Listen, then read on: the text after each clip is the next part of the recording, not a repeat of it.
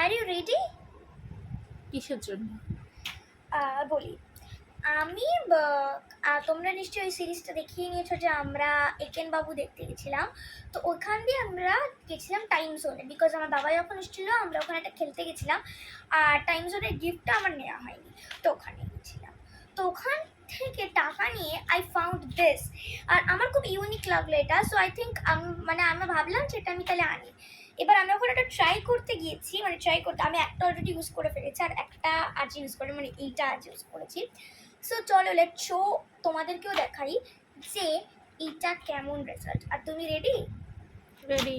দাঁড়া, এটা হলো সেই গ্লাস। এটা অ্যাকচুয়ালি একটা ক্যাপসুল নিয়ে জলের মধ্যে দিলেই এটা রেডি হয়ে যাবে। ওটাকে কিছুক্ষণের জন্য সেট করে রাখতে হবে ফর সাম টাইম লিমিটস, 1 ঘন্টায় 2 ঘন্টা, সেটা তোমরা জানো।